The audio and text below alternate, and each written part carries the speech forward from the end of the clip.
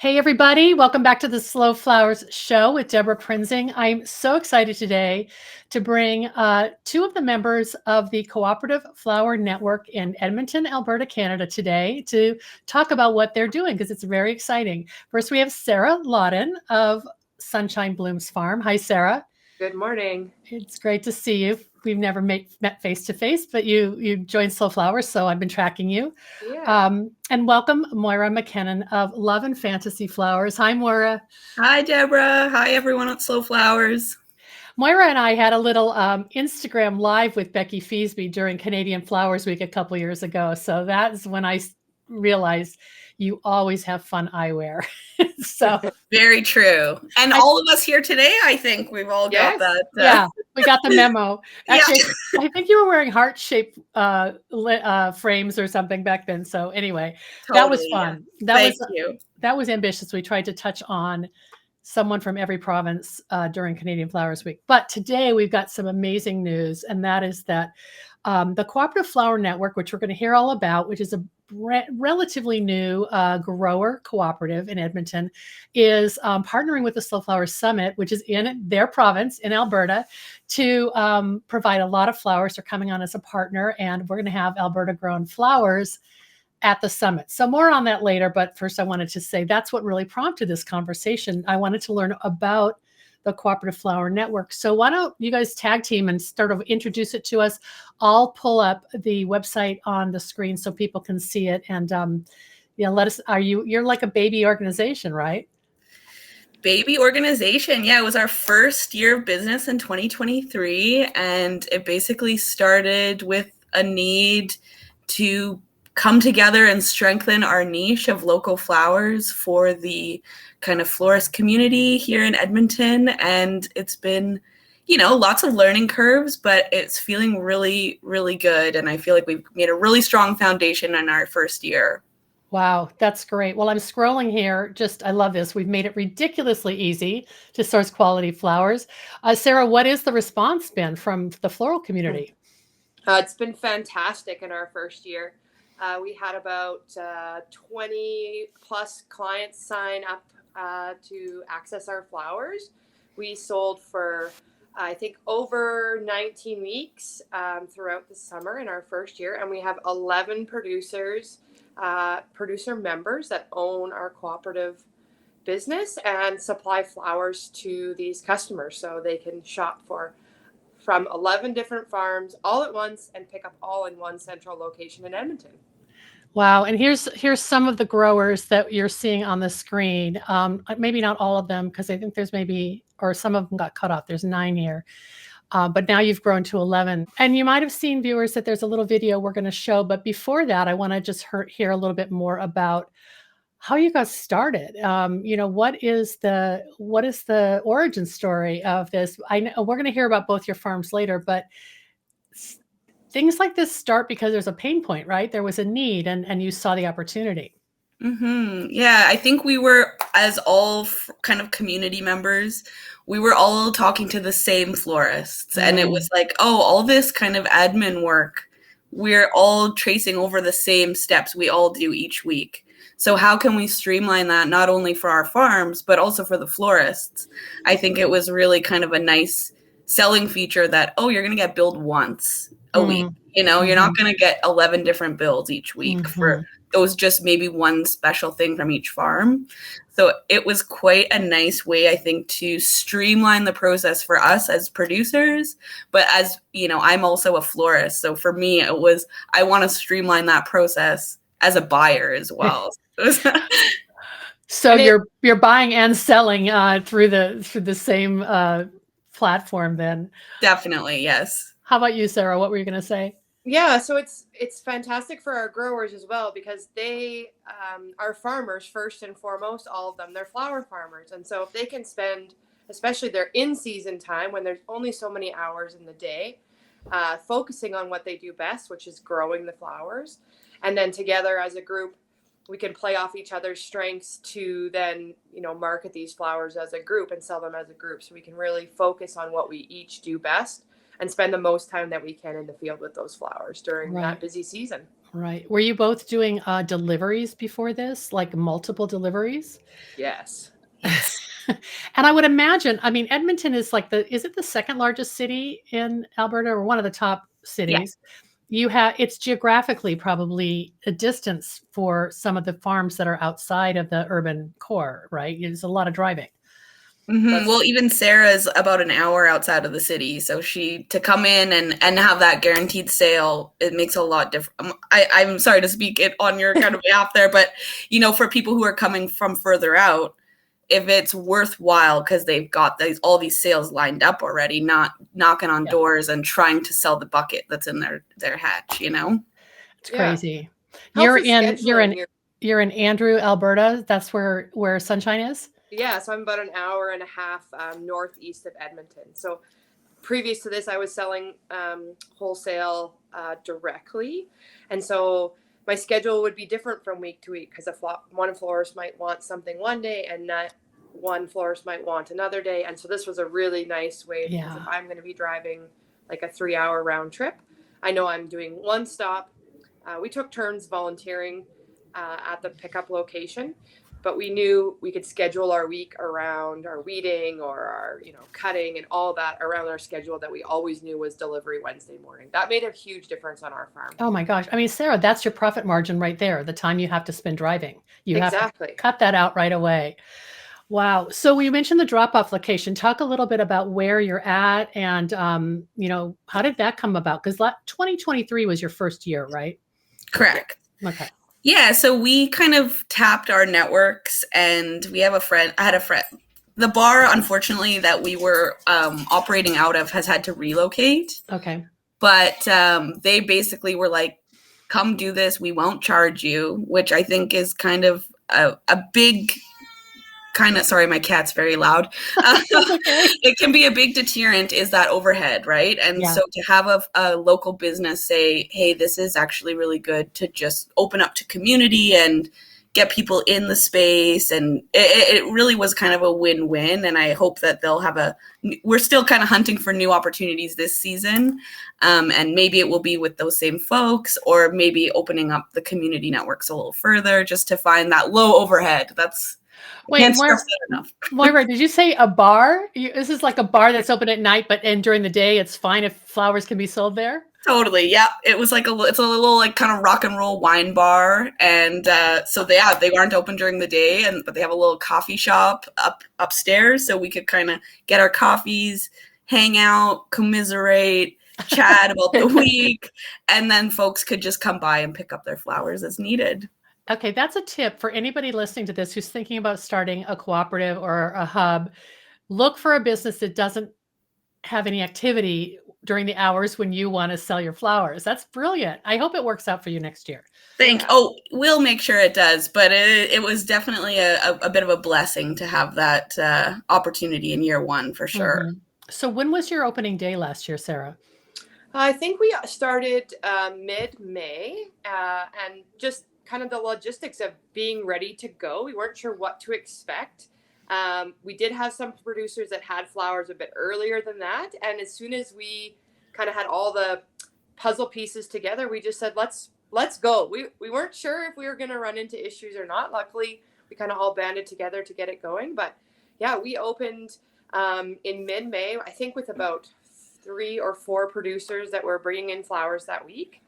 And from there, it just snowballed. The amount of flowers coming in every week, the amount of orders coming in every week, just grew and grew with the opportunity and some florists learning from others that they were getting these local flowers and what we had to offer, because it was some products that aren't necessarily easy to find in Edmonton. We're far away from some of the conventional flower locations in the past, and this is really the opportunity to get fresh. Now, there's probably a conventional wholesaler in Edmonton that's bringing in a lot of product from across Canada, but also internationally, right? Yeah, definitely.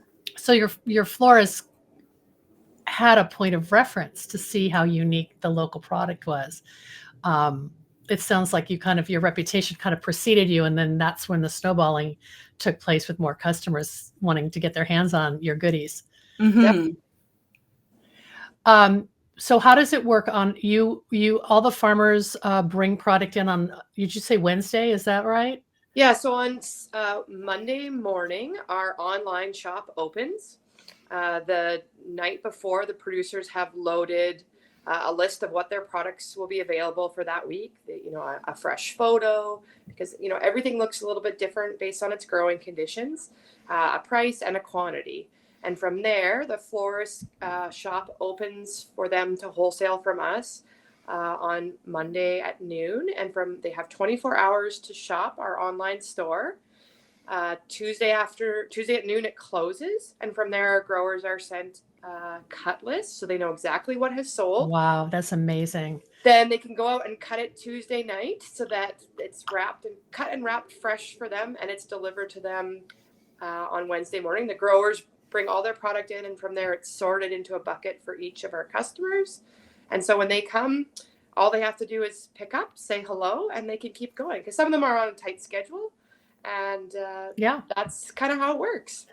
And you mentioned that you two and the other growers, you kind of rotated the duties, so you don't have an employee per se. It's all kind of like the true definition of a cooperative, where everyone's doing some sweat equity, right? Lots of sweat equity. And I mean, our dream is to have an employee. I hope that maybe this year we'll have somebody kind of helping us behind the scenes. I think like the burnout is very real, much like in farming. So it's kind of what I love about the co-op model is this kind of distribution of labor and also insights and ideas. Like, Sarah might see something from a completely different angle.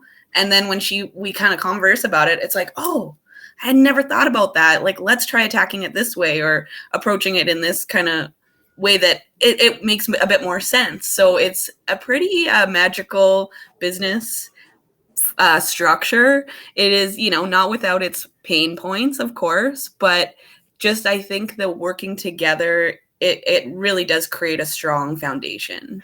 I mean, I have to hand it off to you guys. It's just like women get stuff done.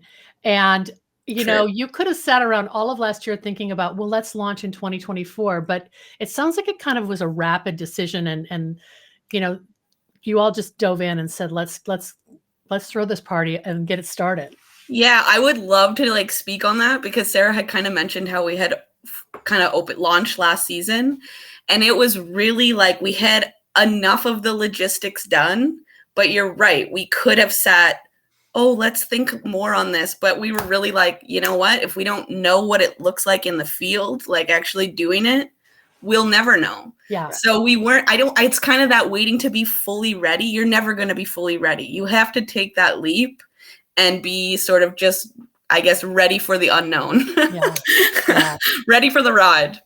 Yeah. And it was so much about, let's just figure it out as we go, and let's just all be prepared to put in the effort and put in the time. We didn't want to spend a lot of money because we didn't know how much would be coming back to us. Our members had paid their dues, so we had some cash to move forward to, get the business running, to get our online platform running, those type of things. And from there, we just said, let's just do it. Let's go. And we did, and it worked. And so that really is our plan over the winter, is to kind of figure out some of those maybe pain points or things we need to work on. And then, we're hoping we've had a really successful first year. So we're really hoping we can hire somebody to help work for us, so our farmers can focus on what they do best. Yeah. But I don't know, we had a big celebration. We've really been patting ourselves on the back as a group for the last couple of months, because it was a success. It is. It's amazing. And I'm just curious, we're going to talk to both of you about your individual farms, but anecdotally, can you just comment on, did you sell as much as you had in the previous years, or did you notice a difference in revenue for your individual farms just by doing this model? I think it's more, the first year, it was more about that, like I said, the division of labor. It was about getting more people, more florists interested. It gave me a whole new list of clients to be able to service with my product.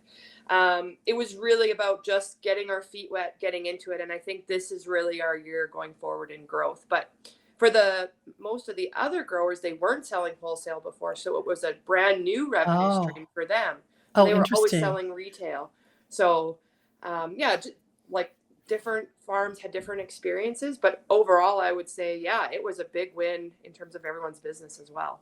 That's a good differentiation too, that Sarah, you had a wholesale oriented business, but maybe some of the other growers were just doing like retail direct to consumer, which yes, on paper looks like you're making more money, but the volume is smaller for every transaction. So I mean, it's sort of getting people to come around to this new way of thinking. Yeah.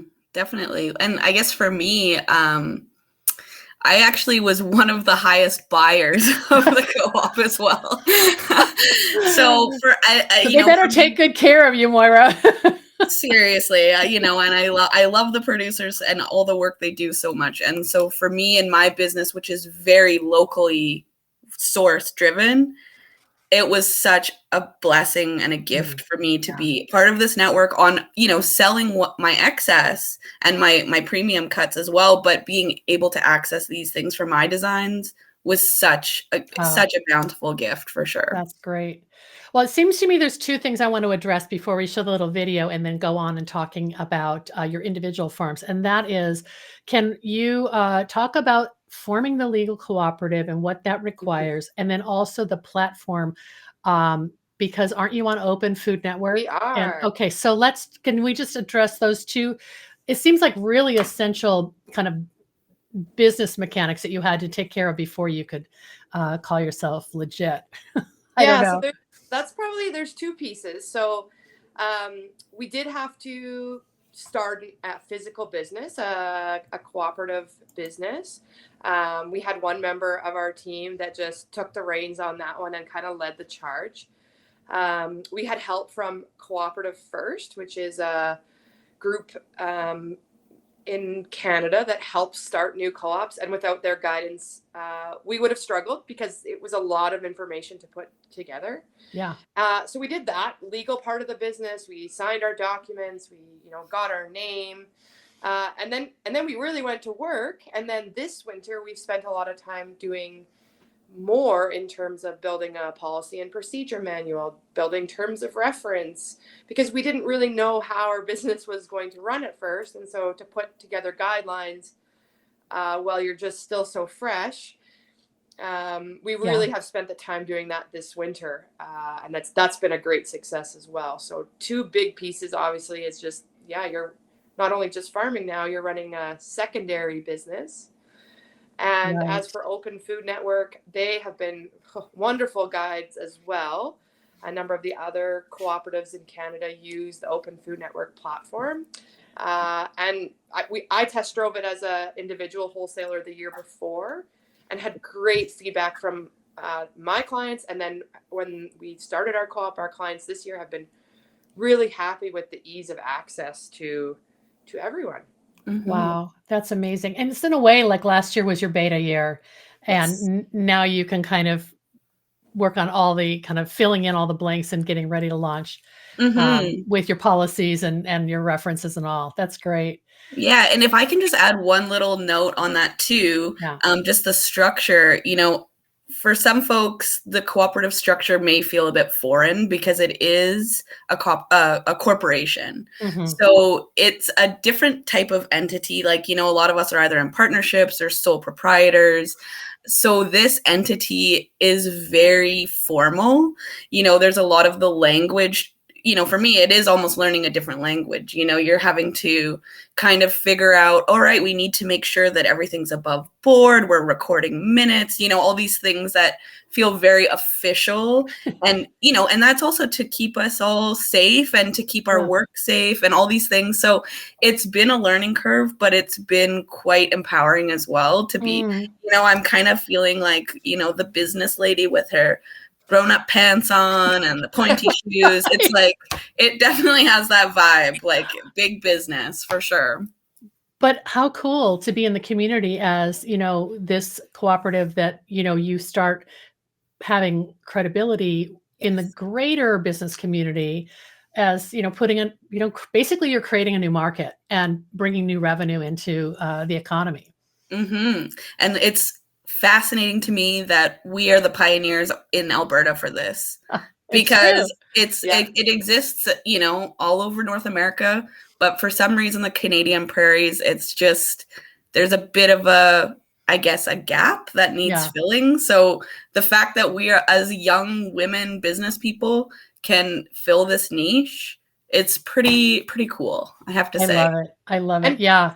And it's sort of the center of the North America gets called the flyover zone. And you're like, no, we're here. Don't forget us. Yeah, seriously.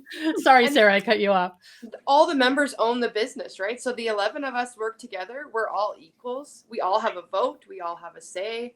We all own the business together. So that, you know, we're working for ourselves, but we're working for each other. And you're building something. Well, let's look at the video real quick. And I was just thinking, when you mentioned this cooperative organization, are they the ones that produced this video? Exactly right. Okay. Yeah. Let me get it So here. They are amazing. The Cooperative Flower Network on Co-op creators. Got it. The producer kind of co-op was a perfect business model, especially when it comes to, like, I'm a farmer florist, so growing flowers, but also like sourcing as much as I can. Basically, as a florist, this is exactly the service that I want. I want to see all the growers in one place and shop once. And then as a producer, it's really nice to be able to, I don't need these specific stems this week. I can make a little extra in. Probably one of the biggest clients of the co-op as well, just because this is exactly what I wanted for my flower business, both as a florist and as a grower. Yeah, there's the benefits of this co-op for the growers themselves, because it gives all of us access to many customers in one place. But it also is the same for our customers too. Like, they're loving that they can shop from 11 different growers and 11 different selections of farms products in one place, and pick up in one place and pay on one invoice. It works for both of us on each end. And I think the co-op model works really well because all of our members put in so much work, and it's nice that we all get to share what comes out of it equally. I think the biggest benefit for us is just feeling a part of that community and having other farmers that we can connect with. So it's really cool that the cooperative exists for us to be able to connect with other growers that are experiencing the same hardships. We are establishing ourselves within the floral industry and just having like a great access point for florists to be able to buy local flowers. Previously, before the co-op, it was always a bit kind of crazy where we'd have florists messaging us, and then we'd reach out to other growers if we couldn't provide them with the flowers that they were looking for. It's just really nice to have like that one central spot for both us and for the florist. I think the co-op model has also been really positive because, you know, when you are we're all running our own businesses as well. And so sometimes that gets really heavy and it's really hard to do anything else. So it's like, this is like the perfect business because you have all these people bringing their strengths. Different talents too. Exactly. Yeah. Just building the sense of community. You know, you can get your coffee, you can come have a little chit chat, commiserate, celebrate the wins. Like, there's a lot of really beneficial things, like especially we've been talking about mental health for farmers and how that is a struggle, and just dealing with the elements and dealing with the pressures of these types of businesses. We were purchasing all these items from growers, but then they don't have the same skin in the game and they don't get to have that contact with the customers. So it's a more personable experience having a co-op.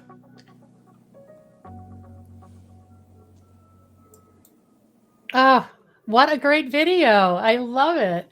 Gives me all the feels, the fuzzies. Yeah. And so Cooperatives First is the organization that they just like came in and assisted you. You didn't have to hire them or anything, right? Correct. It's an amazing organization. They offer consultations for free, and they've helped 100 co-ops open. And so we've actually been selected as their Alberta representative to help them celebrate this big milestone. So I thought that was pretty sweet that we're a little feather in their cap even. And so it's pretty special. That's amazing. So they're all across the country and they're serving co-ops in every province or many provinces. Most of them, at least, if not all. Well, I always say if you've got beautiful images of flowers, you're going to get press, you're going to get media attention because it's so much eye candy that you know, I don't know, marshmallows can't compete. It's just you got the win. Seriously. Okay, well, I don't want to end the podcast and conversation without learning a little bit more about both of you. So, Sarah, tell us a little bit about Sunshine Blooms Farm, and I'll put your website up on the screen if that's okay, and then we'll bounce Sure. over to Moira before we wrap up. Tell us about your farm. When did you get started? And here's I guess this is the homepage, right? Yeah, something like Okay. that. So Let me scroll. I'll scroll back to the top. Sorry. Yeah, we so Sunshine Blooms Farm, we're located about an hour and a half northeast of Edmonton, Alberta. We are specialized in dahlias, the blooms, and also the tubers, sunflowers, and gladiolas. We grow a number of different annuals, and I've been flower farming for about 4 years, but I have been farming my whole life. Mm-hmm. I grew up on a grain farm in southern Manitoba, and my husband and our 2 sons now farm.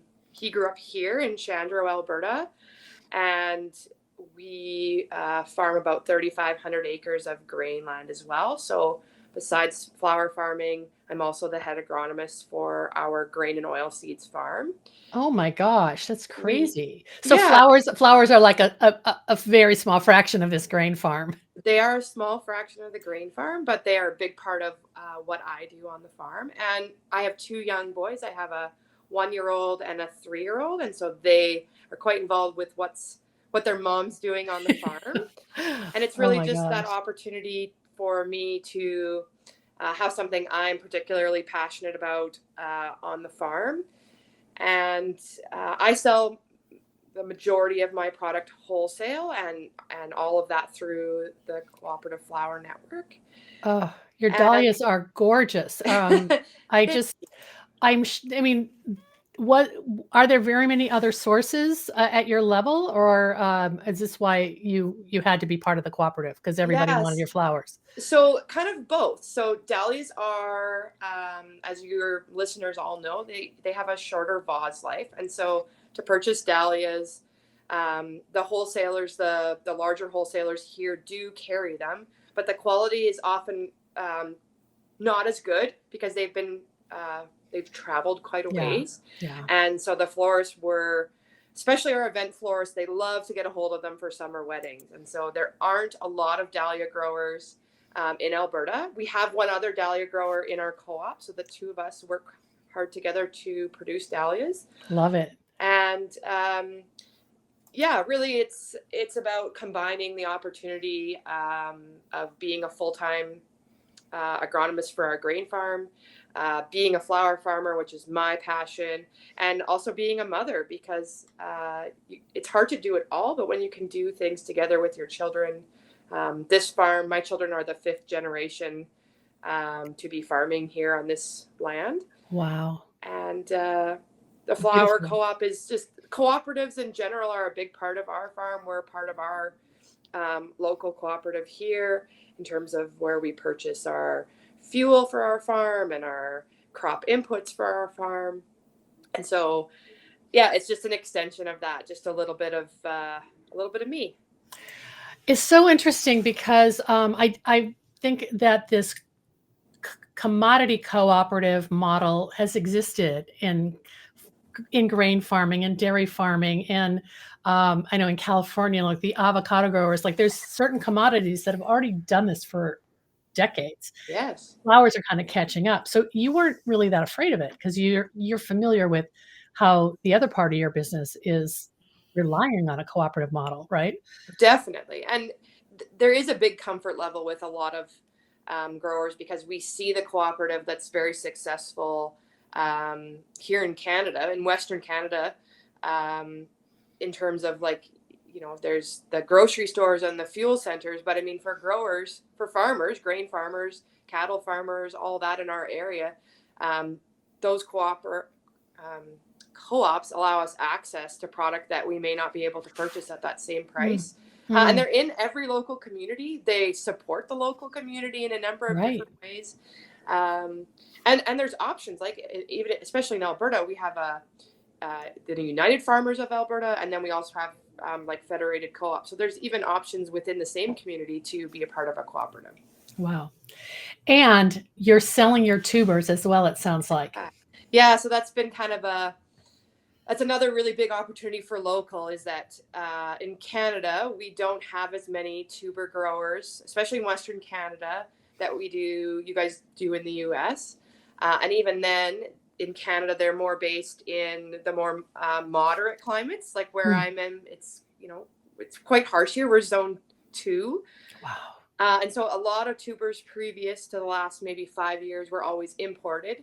And those tubers maybe have different diseases than what we have here. And so it's been a big part of my business, and it continues to grow as well, because not only do flower farmers want locally grown tubers, a lot of home gardeners want locally grown tubers. And then to see them grown in, north central Alberta, and see them grown in the same way, they're like, oh, well, if they can grow them there all the way up, northeast of Edmonton, we can grow them in our garden. And so, oh my gosh, they look so gorgeous. Thank you.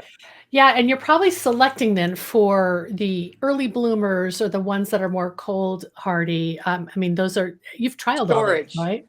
Yeah, so that we're selecting early bloomers, we're selecting prolific bloomers. I mean, everybody wants to try something different, so there's always we always have ones that maybe are outside the realm. But the other big one for us is storage, because we have to dig and store quite early. Things have to store here for a longer period of time than most other areas, and so that's a huge piece for us. Wow. So when will you open your dahlia tuber sale on your website? So we're opening on March 5th. We have 2 sales. We have a local sale, so we always want our local people to have first access to our dahlia tubers. And then we have a Canada-wide sale 2 weeks later. I believe that's the 19th of March. Okay. So check out our website. I was going to say, if people are interested, sign up for notices or follow your Instagram for Sunshine Blooms Farm, because I'm sure you're posting there. Anything else, Sarah, that I didn't ask you that you wanted to touch on? I'm just thrilled to meet you, and so grateful that you're sharing this story with us. I think it's the big piece for me, or what I really love about the cooperative, is that idea that together we can do more. It's still a very young industry here in Canada, especially in northern Canada, more or less. That idea that we are stronger together, and that my experiences, my highs and lows, are very valuable to the next grower, and theirs to me as well, because there's no manual for this. Like I've been an agronomist, grain farmer agronomist for many years, and so there's lots to be learned. There's lots of textbooks, there's lots of courses, but with flowers, it's still really a new and emerging industry for us here. And what we grow here doesn't necessarily work with what how they grow in BC or how they grow in Southern Ontario. We have to kind of learn. So reach out to other growers around you. Don't be scared. Let's grow this industry. Let's grow this piece of the pie together. And I really appreciate having people like Moira and the other 10 members of my co-op to learn from, because we're all experts in something. Well, this is the insight that we had for our 2024 trend forecast. One of them was the creative sisterhood. And I think you guys embody that. And we'll let the men in too, but the women are driving this train. I just have to ask you, Sarah, because I don't know if I'm 100% sure what agronomist means. I mean, it sounds like somebody who's gone to school to be an expert in agriculture. To advise a farmer on the inputs and requirements needed to grow the best crop, and also the cultural practices, all of that. So yes, I went to school. I have a Bachelor of Science in Agriculture, and agronomist works here to just give advice to growers as they go, and then into planning as well for the next year. But across a lot of different crops categories. Yeah. So you're not a generalist. You're an expert in many things. I love it. A few. Okay, Moira, let's talk about Love and Fantasy Flowers. I remember asking you about that name, and when I pop up your website, can you retell that story of how you came up with that cute name? Yeah, well, it's very timely. My husband Robert and I are actually about to have our 8th wedding anniversary next week. And that was our wedding theme. So it kind of stuck with us a little bit as we tried to kind of find a business that suited what we wanted to do. And, I just said, I'm using this for the flower business. And of course, he supports me in what I do. And so he was totally on board. So you're really design forward in your work, but are you growing also? Yes, yes. So we do try to stick to a few kind of feature crops. Like we do a big tulip program, ranunculus, butterfly ranunculus, peonies, and lysianthus. That's kind of how I map out my season with my focal flowers. Oh, wow. Yes. And you say right on here that you took over your grandparents' suburban property, and that's where you're growing? Yeah, so that's our city. That's where we live in the city of Edmonton. It's on the west side, kind of a 1960s suburban neighborhood. So very big lots, like for the city. Yeah. But we did have to. We're growing. So now we have a plot just west of the city, where we have a little bit more room to spread out, a full acre out there. Oh, so you just kind of have like your home farm and your annex farm then. Totally. Yeah. Wow. And then the design services must take up, especially in the season, a lot of your energy during wedding season. Yeah, I really try to position myself as a flower farm and a design studio. So we have a subscription clientele as well as weddings and events. So that's sort of the retail wing of our business. But of course, wholesaling more and more and planning to grow that side of the business as the CFN grows. That's amazing. So when did you actually start the business? Was it 8 years ago, or were you doing something else before that? So I started in floristry in 2014. So this is actually going to be my 10-year floristry anniversary. Oh, so you were a florist before you were a grower then? I was, yes. Okay. That was my first foray into the industry, was through floristry. And then when we came to this place in 2017, so the business, I guess, is now in its 7th year. Let me just do some quick. Yeah, this is going to be year 7 of Love and Fantasy Flowers, which feels pretty magical. Yeah. And just listening to the both of you, it makes me really see how having someone like Sarah with the agronomy background and having someone like you, Moira, with the floral wedding and event background, you're kind of lifting everybody with your knowledge that you can't do all things. So having the florist point of view is going to help the whole cooperative decide what to grow. And then, having specialists like Sarah, you just can't help through osmosis get some more knowledge about how to be a better farmer. Oh, and business person too, because I think, I learned so much from Sarah, but all the other members as well are bringing their backgrounds are all so diverse as well. We have a dairy farmer, pharmacist, school teacher, it's all these different backgrounds. So it's super inspiring and invigorating as a business person. So a couple things I want to ask you before we wrap up. We're having the Slow Flower Summit in Banff at the end of June. You said that's about 3+ hours away from Edmonton, right? Yeah. Okay. So maybe your season is similar because the elevation of Banff, is it a bit similar, or are you a little earlier? What can we expect to see? And I'm not going to hold you to it, but I'm just curious what you'll be harvesting at the end of June. Well, June is one of my favorite flower months. We will definitely have tulips, I hope. Where it is looking like an early spring, so we'll see. Yeah. But peonies for sure, ranunculus, like some of the world's favorite flowers are blooming in June in Alberta. Delphiniums, we have two. Oh, I saw two them. Growers that grow in beautiful delphiniums, and you'll find them in like beautifully large size and smaller size for smaller bouquets, but that's probably one of our other really key crops that time of year. I saw those on the video and I was just like, could not believe how vibrant that blue was. Yeah, sadly, probably not dahlias, Sarah. We're too early for your harvest season. That's a bummer. Yes. I'll come back and visit sometime.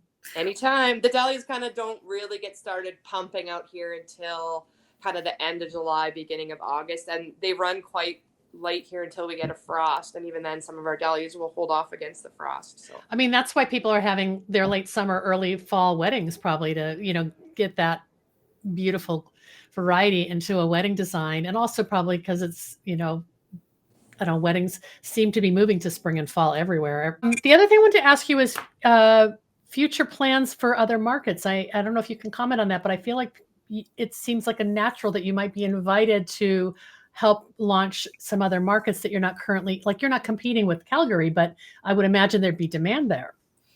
Yeah, this is an ongoing conversation we're having. So okay, I don't want to put you on the spot, but yeah, no, it's definitely, it's in our radar. It's on our radar, and it's something we're definitely kind of pursuing and talking with growers and just seeing how it'll all work out.